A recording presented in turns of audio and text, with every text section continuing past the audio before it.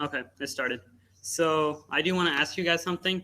So you know how the university is like, not the university, but the state is cutting funds and stuff, yada yada. So they're trying to make a budget plan that might take away funding from Reach. So I'm requesting you guys all to like email me saying positive things about SIing and like the MRC if you use that, or about Reach and stuff, so that I can forward those emails to uh, Jeff or someone, and they can make the argument to keep Reach's funding. Okay, so you guys all should email me, and then I'll send that out in an email to the class as well, saying it. Cool. Okay.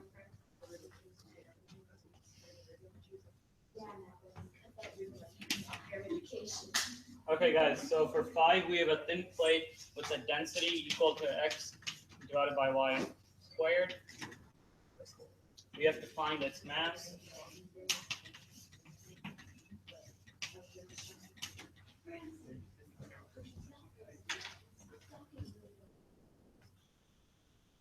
And we are given the graph of this.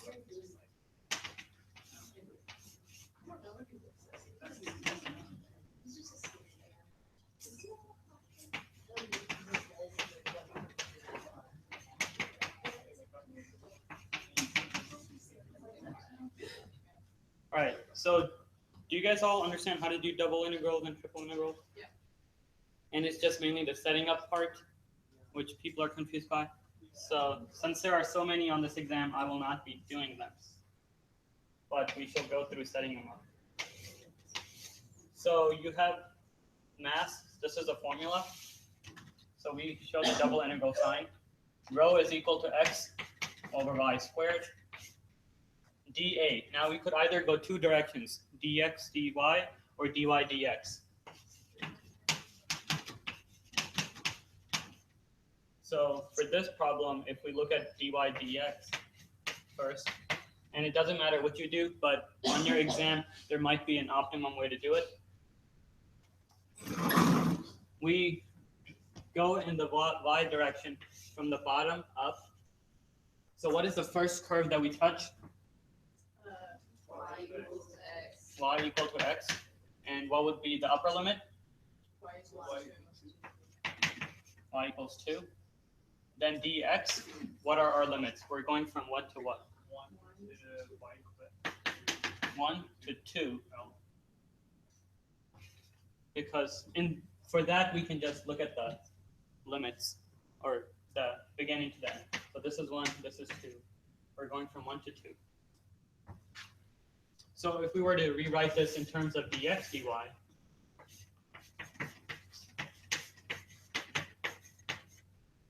what is the first curve that we touch going from the left? X equal to 1.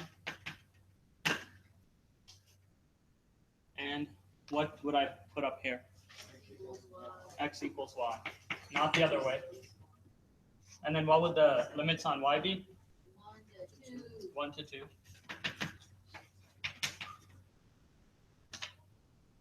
Did that all make sense? And then,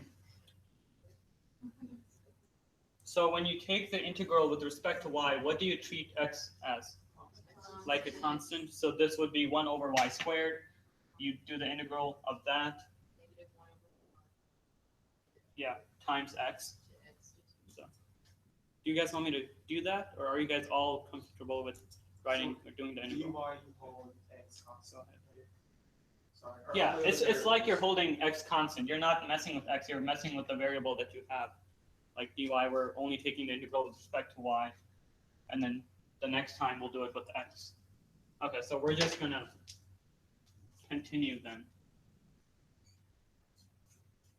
Or I'm just gonna do this one because there might be people watching videos who don't understand.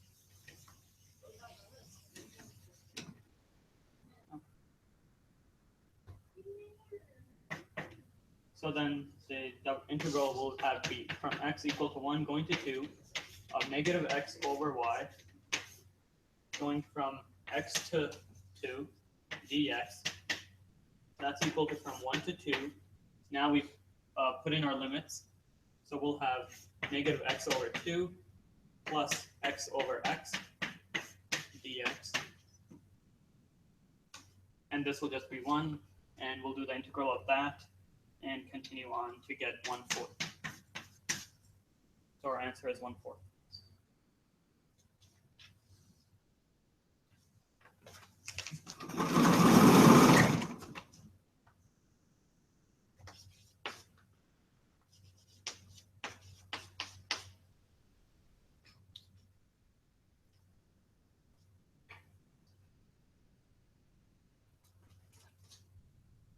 Okay. What is the formula for my? Double integral Yep. Times rho dA. The density times dA. So in this case, it doesn't matter which way you use. We can also keep going with dy dx since we already found the limits of that. So we have the double integrals of x times x over y squared dy dx.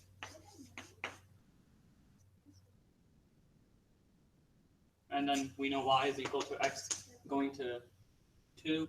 X is going from 1 to 2. And then you solve this out.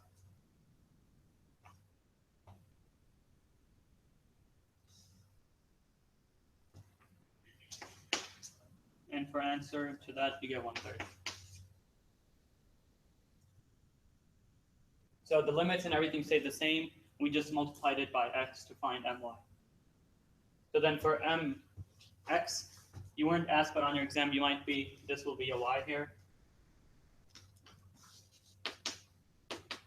And this is on dinocytes.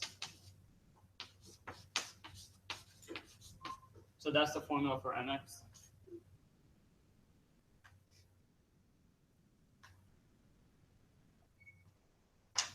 But that's not what we're looking for. The next part is finding x bar. You guys know the formula for that? M sub y over n. M sub y over n. Since we found the parts and they'll guide you along, we have 1/3 divided by 1/4, so it's 4/3. Is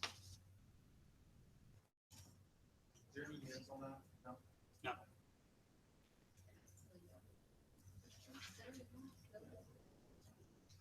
Yeah, they don't show any units on this since they didn't give you units for density steps. Okay. Are you guys good with this? Can I move it down?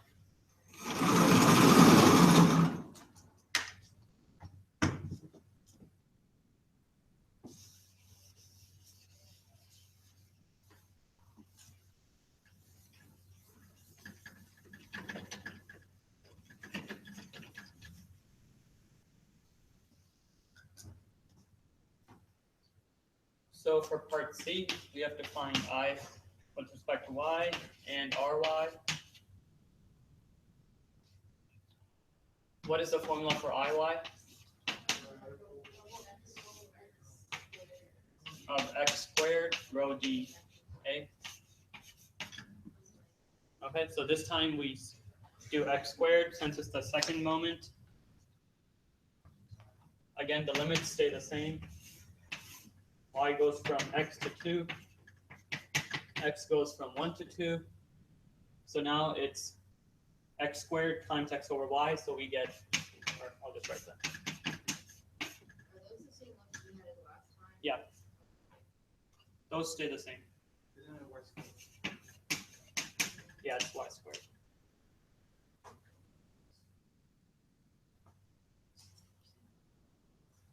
And then you solve this out like any other double integral, and you get 11 over 24.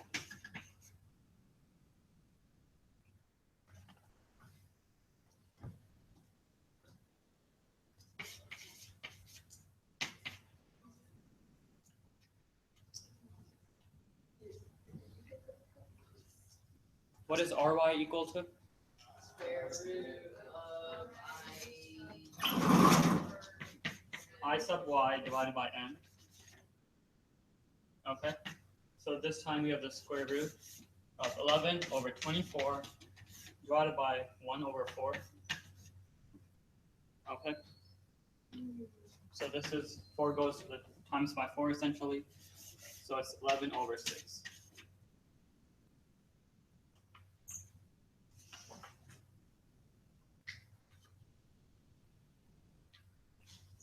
So do you guys have any trouble with this problem? Seems pretty straightforward.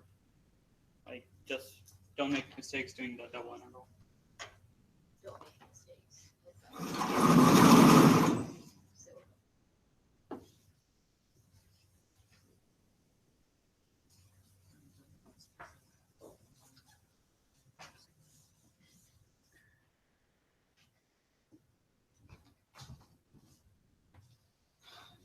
Okay, so for number 6, we use the Lagrange multipliers, no credit otherwise, to find the minimum value of the function of x comma y of x squared plus y squared on the curve xy squared equals to 16. so that's like a fixed rate. Yeah. And that's the G of Y. Yeah. So we set this equal to g of x comma y.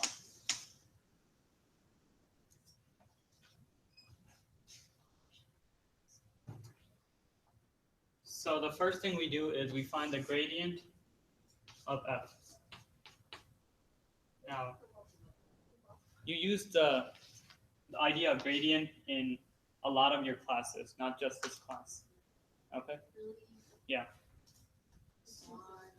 And that's equal to the partial derivative with respect to x, and that's our I component, plus f of y, and that's our j component.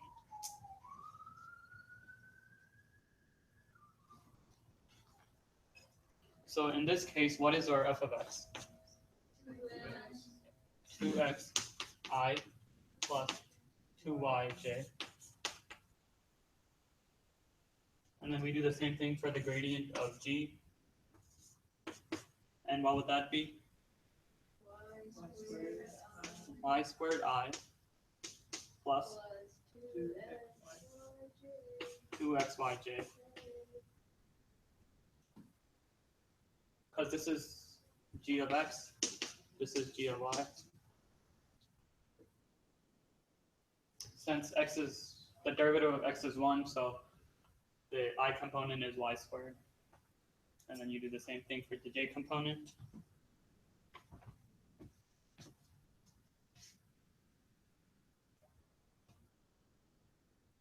I'm going to write stuff on the top board. Do you guys have this copy? Yep.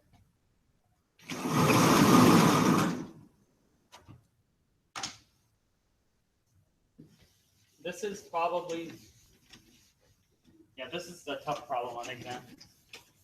I'm not going to say it's harder than the triple integral, but normally it's like, you try to work it out, but sometimes the math doesn't work out.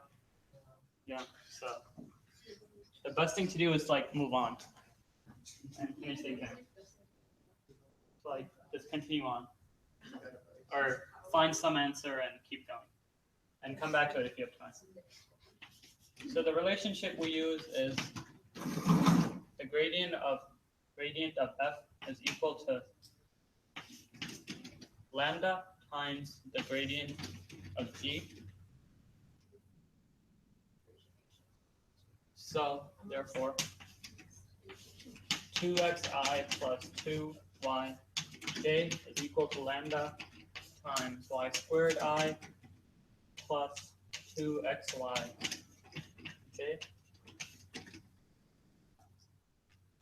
And this is, so now we equate the coefficients. So we combine the I terms and the j terms. So for the I terms, we have 2x equal to lambda times y squared. For j, we have 2y equal to lambda times 2xy.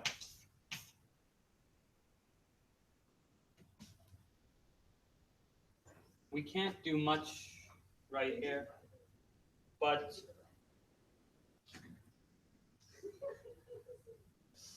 Excuse me, Daniel. Yeah. Okay, how do you know the best best method to go about finding these variables? Is it just trial and error? Use special things. Or is like, can you It like is tell- trial and error, but it's like knowing what you can factor and I would combine. like to set the lambdas equal, and they'll give you Yeah. y in terms of x. I mean, I guess that'd be better than, You put that into your first. But yeah, Oh, yeah. we do like find terms and substitute back in. yeah. But you have to remember, like, you have to find all of them, so sometimes including the zeros and stuff. So for this one, if we look at this, we can, or let's just, yeah, they work alongside this, so I'm going to just do with this. So it's 2y minus lambda times 2xy equal to 0. What do you do? I brought this to this side to find ways to relate x and y, sort of. So if we were to factor out 2y, we have 1 minus lambda x equal to 0. So then we have two possible solutions. We can have 2y equal to 0, or we can have 1 minus lambda x equal to 0.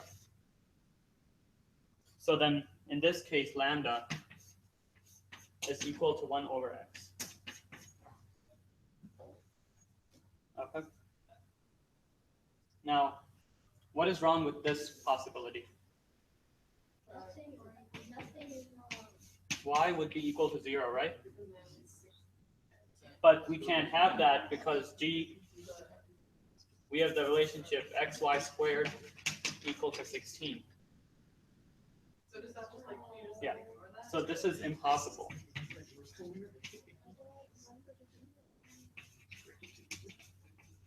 Because of that.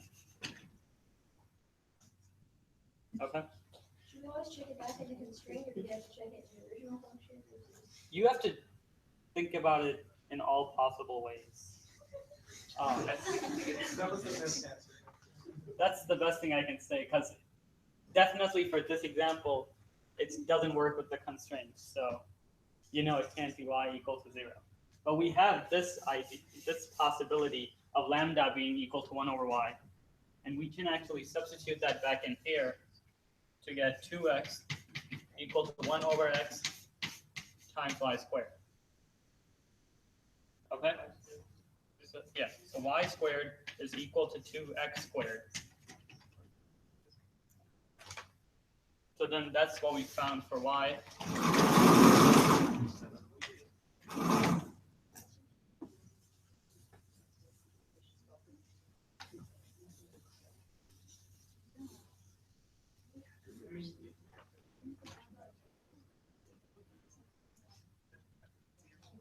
So now we're going to sub everything into the original equation. We have xy squared equal to 16. If we sub y squared in here we have y squared here. So we need to sub in 2x squared for that.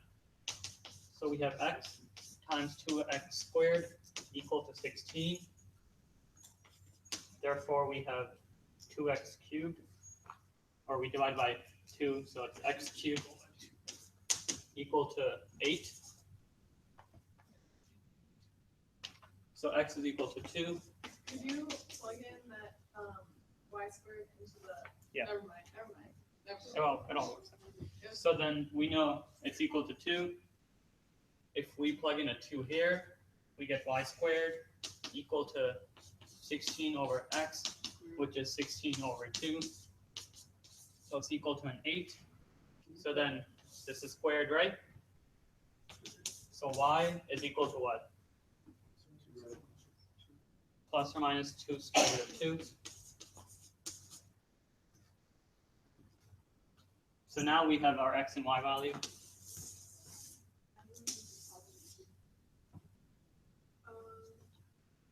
So our f min, which f min is at the point 2 comma plus or minus 2 square root of 2. We plug that into the function. We have 2 squared plus or minus 2 square root of 2 squared That's equal to 4 plus 8, which is 12. I suggest x equals 2. I would never mind, but that's how that works. That's how cheap. Now, since this was being squared, you do only have one answer, but if it wasn't, you'd have two answers and have to work with all of that.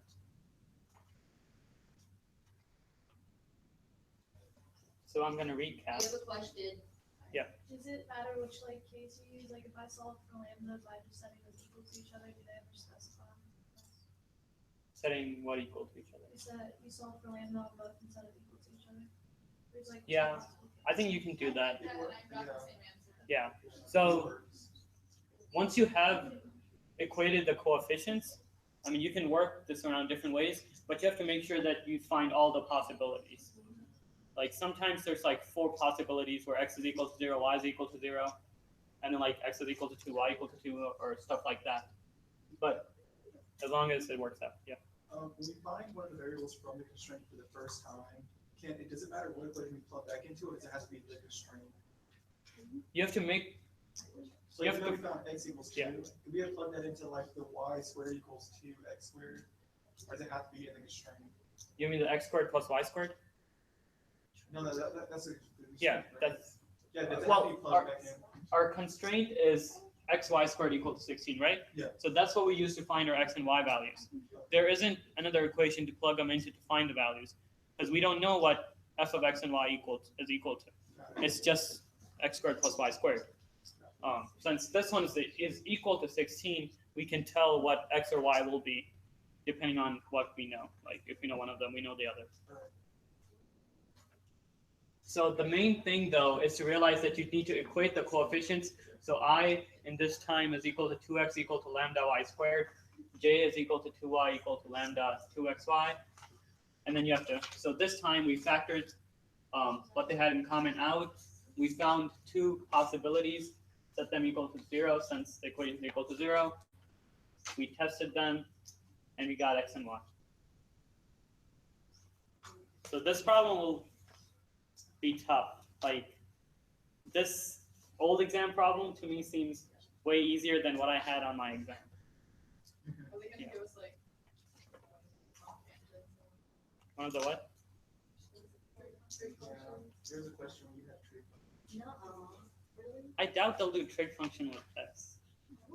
But Side, we have like pi this way. like the ones I've seen are always algebraic, but they can do. Yeah. So any questions on this problem? No? Okay.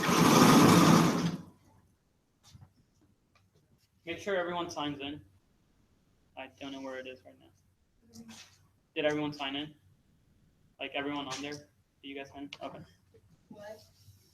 Sign in. It's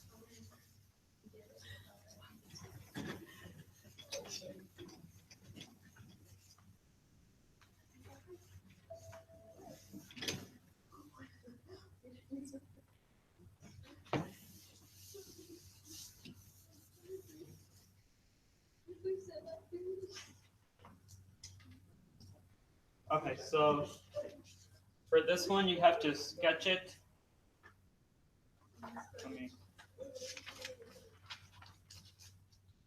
You have to find the line of intersection, sketch the region, reverse the order, and evaluate. So we are given x is equal to 0, going to pi, which I believe is 2/3 power. Y is equal to square root of x, going to pi to the 1/3 power, sine of y cubed, dy dx.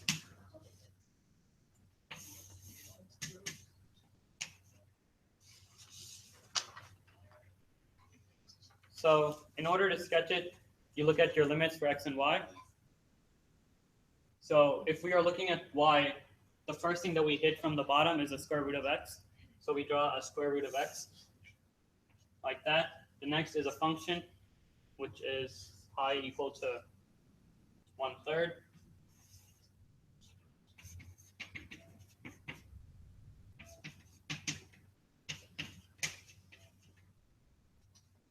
and then we can make sure our x values follow, which is going from left to right. So then this point up here should be pi to the 2/3 power, comma pi to the 1/3 power. Do you guys see how that worked? Our lower limit came first because we go from bottom to up. We first touched the square root of x, then we got to pi to the 1/3 power. Doesn't matter. Yeah, just a number. Then they ask you to reverse the order. Well, they ask you to label the points of intersection, so you need to label this first points. Reversing the order would do what to it?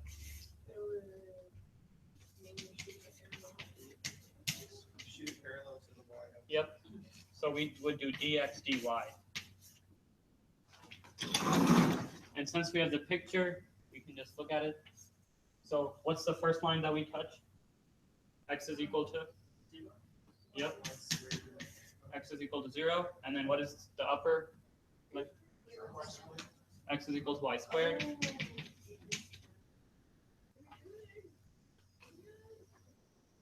So we first hit x is equal to 0, then x is equal to y squared.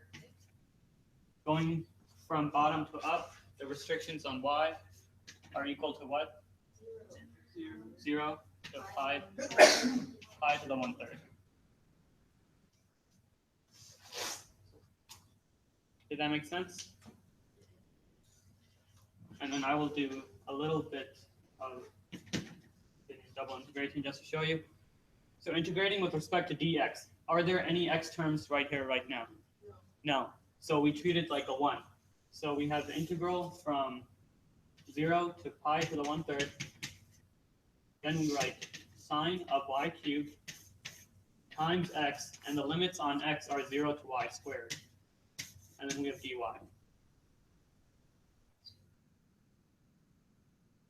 Because we integrated 1 to get x. And then you plug those in, so we'd have y squared minus 0. So then you'd have a function that you can integrate with respect to y. So in the end of all of them, you shouldn't have any variables left,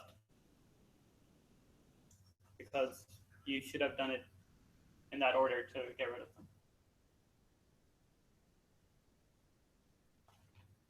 And this was equal to 2/3.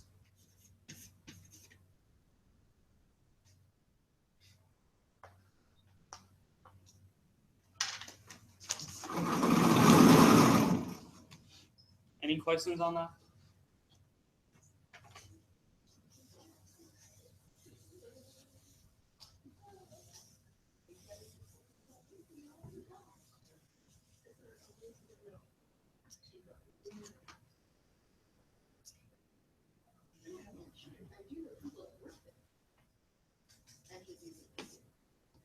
Are you guys good to move on? So for this one, we have to find the average of f of x comma y equal to xy squared.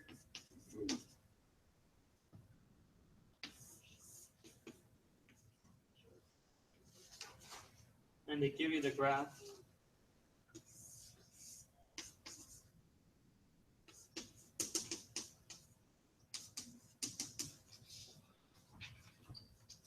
So if we are to write the function, we have the double integral symbol times the function xy squared.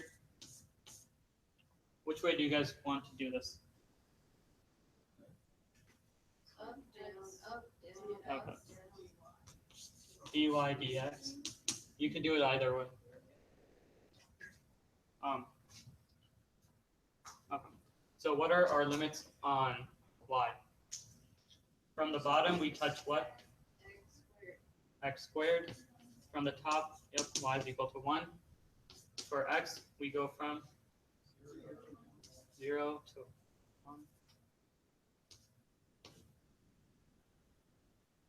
Because this point is when y is equal to 1, so x is equal to 1. We wouldn't have to do like an intersection. Not you don't need to write it out, but just for the limits for x, you know it's going to 0 to 1.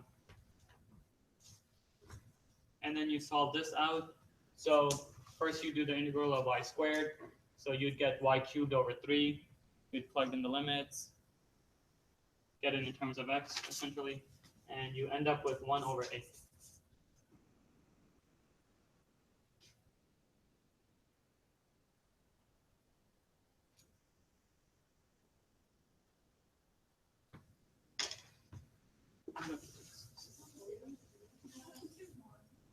Is this not the thing where you have to do 1 over the area of the region? Yeah, we're not done yet.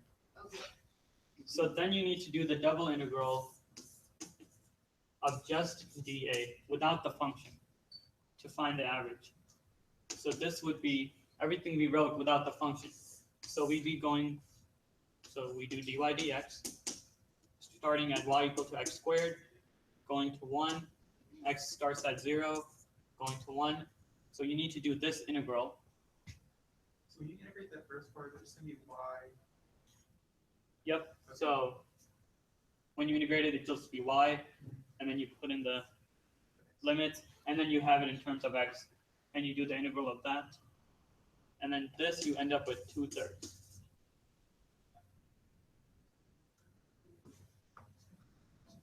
So f average is equal to the double integral of the function dA over the double integral of just dA. Okay? So in this case, we have 1 over 8 divided by 2/3, which is equal to 3 over 16.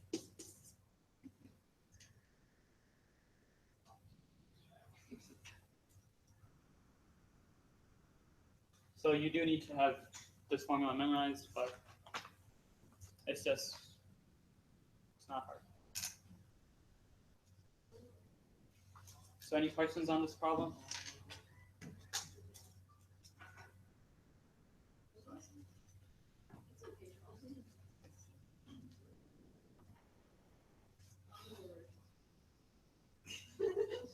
Can I pull it down? Yeah. To continue.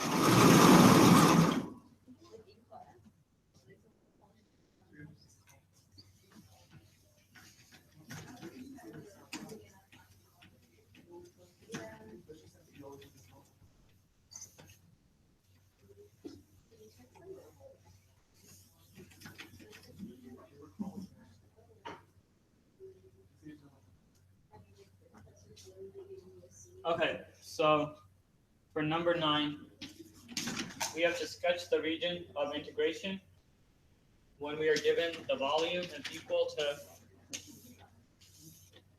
write it down guys, a triple integral with dy dx, sorry, dz dx, going from y equal to 0, going to 4 minus z. Z goes from 0 to 4 minus x squared, and x going from 0 to 2. All right.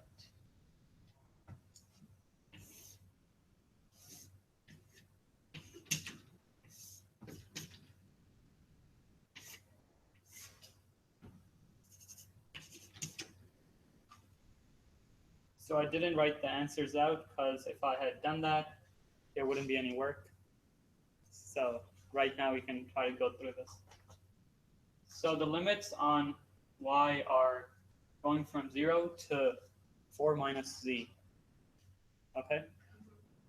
That means when we approach, so in this case with this coordinate system, we're going from left to right. Okay? So on the left, we're approaching y equal to 0. So that means there's a plane here essentially that's y equal to 0. Okay? On the right, we are going through 4 minus z, which is what? Which is a line, and in a 3-dimension, it's like a plane slanted. Okay? So So you have to work around with the drawing in order to make it look nice and understand it. But just looking at the YZ plane, we have 4 minus Z, so we'll have something like this. Okay, so this will be 0, 0, 4, and then it's a surface that's going to come out of the board. Okay, so I haven't drawn that all of it in yet. So just right now I'm looking at Y and Z. So the y equals 0 and the y equals 4 minus z are both two independent planes. Yeah. Okay. So if we're coming from left to right, Yeah. Y equals 0 will be this way, coming out of the board. I thought it'd be with the axis, like it would lie on Yeah, the axis. it would lie on the axis. And then once we're coming through to the right, we'll come out of the function y equals 4 minus z. So I just wrote or drew a line here, but in reality, once we go through all of them, it'll be coming out of the board, and we'll need to draw it correctly. Okay. So for the z function, we have z is equal to 0. For z, we would be coming from bottom going up, right? That's what we're looking at. So on the bottom, we'll have a plane, z is equal to 0, going out of the board, or going up 4 minus x squared. What does that look like? Parabola. A parabola, okay? A downward facing parabola with the intercept being at 4.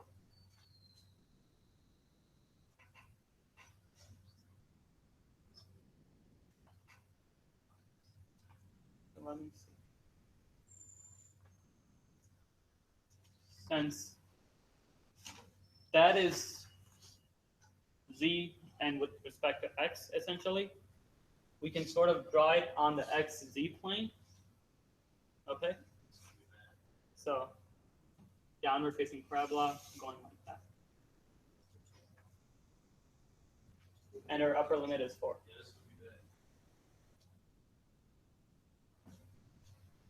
So then this, let me try to get it.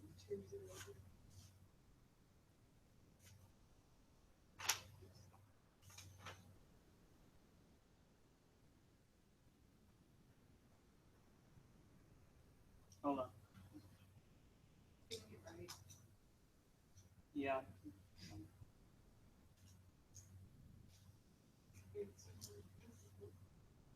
Okay. So now let's look at the x component. Okay, x is going from 0 to 2. So we're going from 0 to 2. So I'm going to mark 2, 0, comma 0 here, just for reference. That means the plane that we had on the YZ is coming this way, out of the board like that, and the x limit is going from 0 to 2, and the plane for the z essentially is going to connect it like right there. Okay, because those are the limits on the x-axis, going from 0 to 2. So our plane on the YZ coordinate system is limited on the x-axis from 0 to 2. Okay. We know that right here, since z is equal to 0, we know that y is equal to 4. Okay. Since it's 4 minus y equal to 4 minus z. So then right here, we know x is equal to 2. So our point is 2, 4, 0. Okay.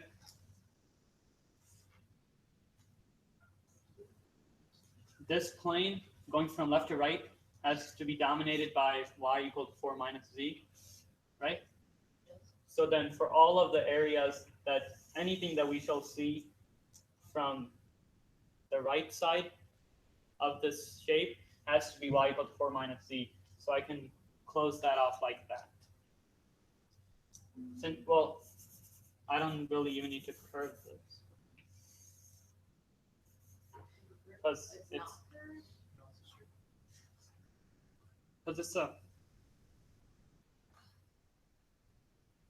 it's a flat plane. It's not bending. So all of this is a triangle, essentially. Is the backside is curvy? No, the back is flat, it just comes out your Yeah. line. It's actually- It comes at a straight line like that. And you'll understand it once we draw y with respect to z. Or actually, we can just, since we're not being asked that, this would have looked like z is equal to 4 minus x squared. Like that, right? So we have that shape there. So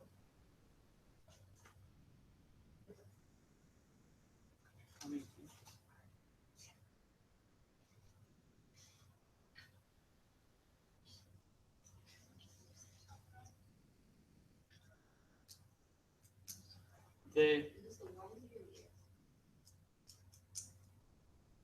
That's so the shape of this plane right here is making it into a triangle, but the equation for that is z is equal to 4 minus x squared. Because in here we have 4 minus z is equal to 4 minus.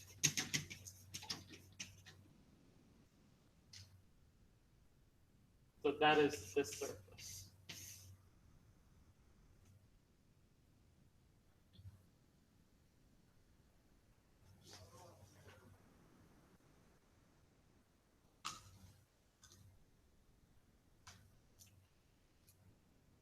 And that is the shape, but I don't know if I explained it at the end clearly. So you try to look at it, try to draw it in 2 dimensions, then essentially it's trying to connect every line. We know this plane, this surface is controlled by y is equal to 4 minus z. So we draw it flat like that, going from the limit 0 to 2. So we did that. We know this course on the plane x and z, it's that parabola, so we did that. In the end, we sort of just connect the lines. Yeah. What do you mean it's controlled by equals 4 minus? Like that's the equation for that surface.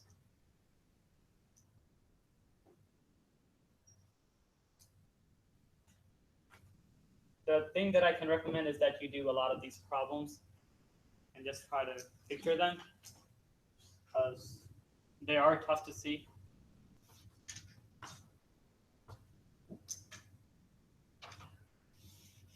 But once we have that, we know the surfaces and everything, we can then write all the formulas, all the different combinations for this, right? So for part A or B, we are looking at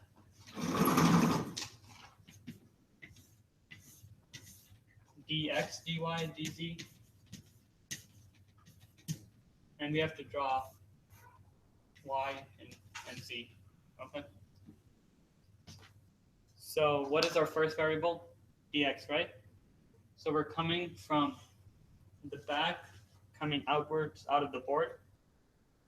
The back surface still here is 0, okay? Our x limit was from 0 to 2, so x is equal to 0. Coming out, we come out of the surface controlled by that equation, 4 minus x squared equal to z.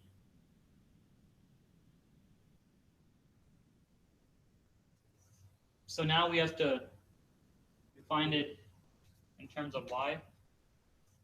Z. Yes. Z, right? Z is equal to y, or 4 minus y. No, I'm doing that wrong. Did I write that right? No, actually, we don't even need to do it in terms of y. We can just leave it in terms of z. So, yeah. So what would, if we solve for x, what do we get here? Square root of 4 minus z, right? Yeah.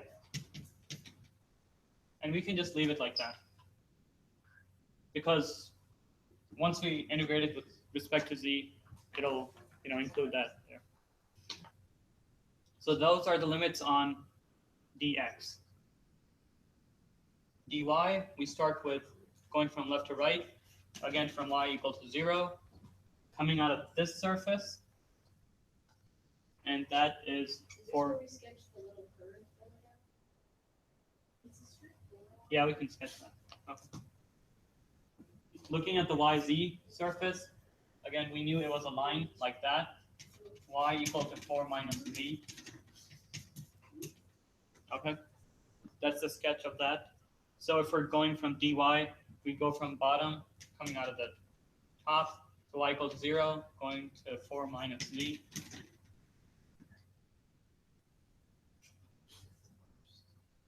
And then for dz, we know the upper limit is 4, so we're going from 0 to 4.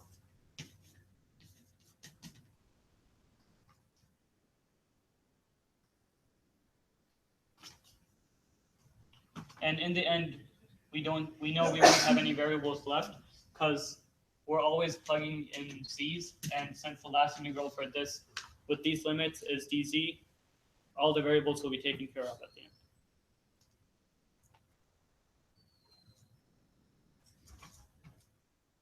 Any questions on that part?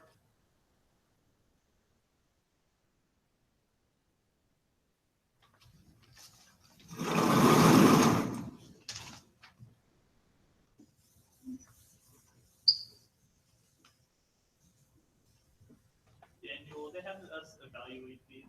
No. You think? On this old exam, they don't. If they do, which in the future you will have to,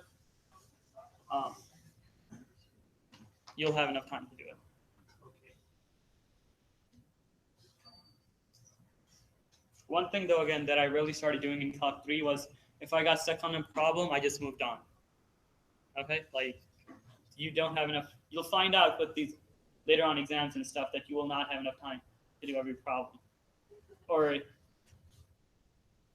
you will need to move on and come back and finish it.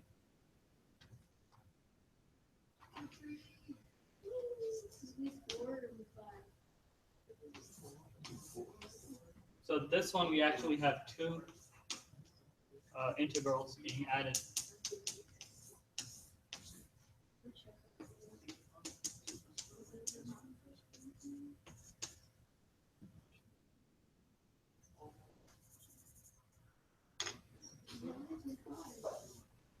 Week 5. Okay. Halfway done. What are our limits on z? 0. So we actually come out of two surfaces on z. We come out of that and this, because this is an angle going inward. The other side we can still come out of, right? Do you think they would guide us like this and tell us that it's separate, or be like, do you know? Well, I think they would have to. And like No. have us fill in the bounds and everything, or Did I draw the two integrals out? yeah. Okay, Do they have it drawn out? That's what, that's what I'm. Yeah, they do have it drawn out, oh, but that may not be the case. I know. Yeah. So it doesn't matter which one we look at first, which of these integrals, but we know z starts off at 0. Looking at the left one first, we come out of the surface 4 minus x squared. On the right one, we have 4 minus y. How do you know which one you hit first? It doesn't matter which one we write first. Oh, I never mind. Okay.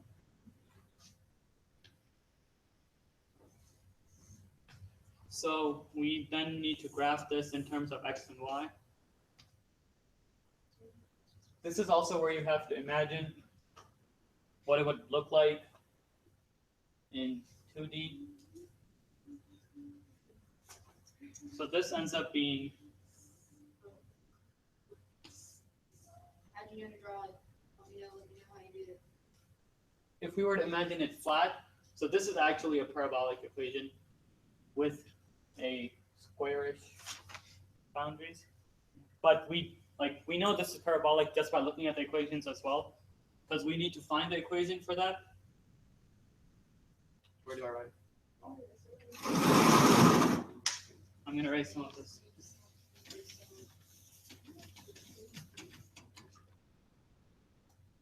we know that z is equal to 4 minus x squared, and z is equal to 4 minus y.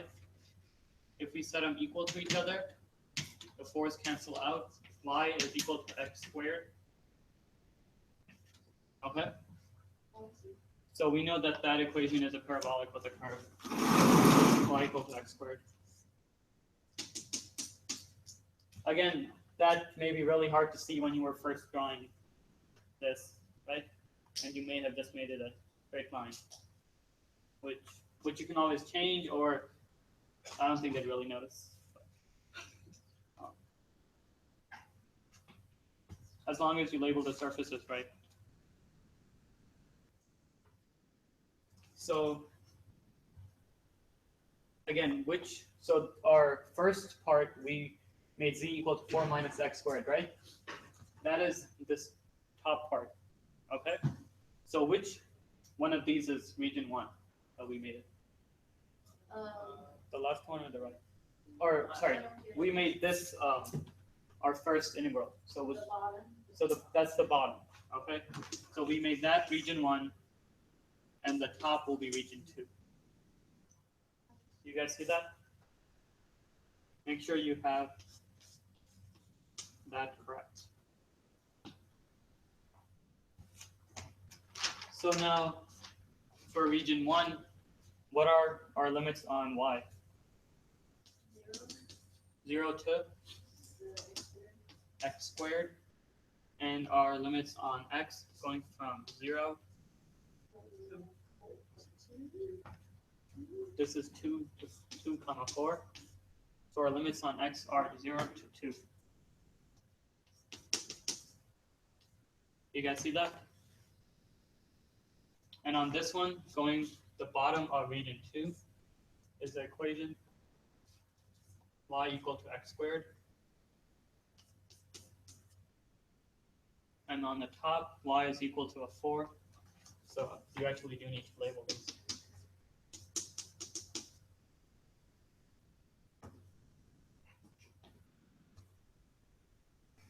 So we're going from x squared to 4, and x goes from 0 to 2.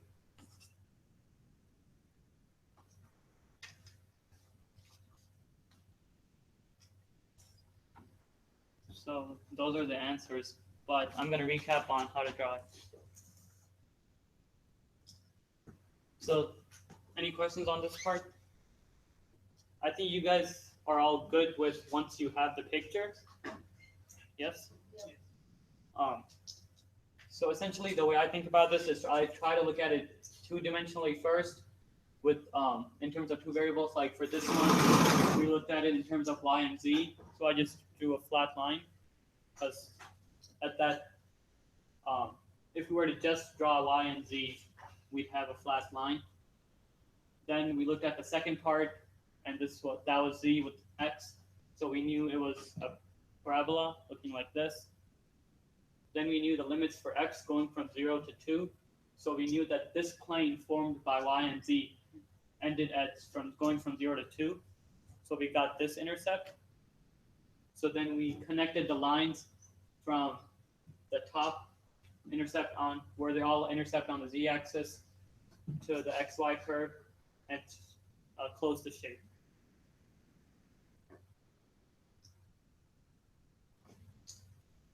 That's how you do that.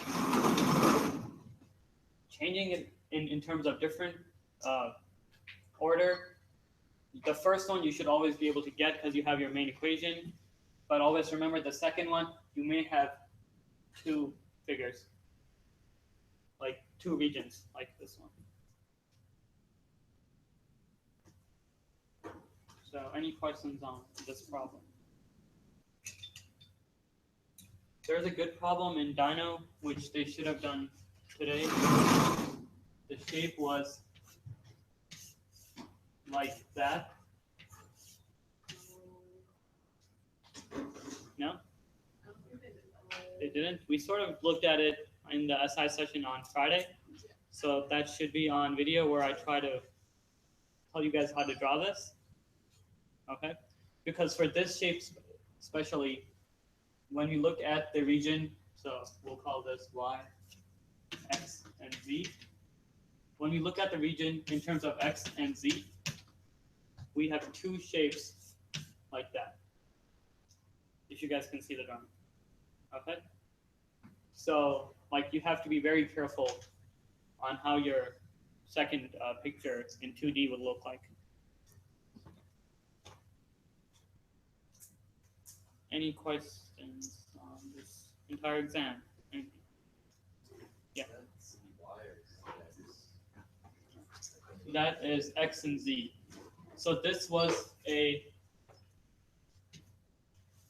that was like a cylinder coming down, and then this was a flat line. So then, if I do that right, no, that's not how it should be.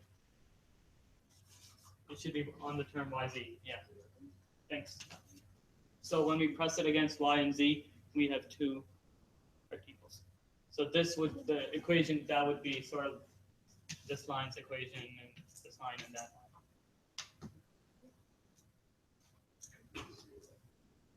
And then this was a flat plane, y equal to 2.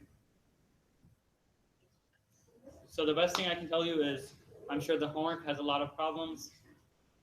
Just try to really take your time and imagine them. Or even if they give you the figure, try to draw the figure, just by looking at the limits to see if you can do it. Otherwise, thanks for coming. Make sure you send me emails on how Reach has been so wonderful.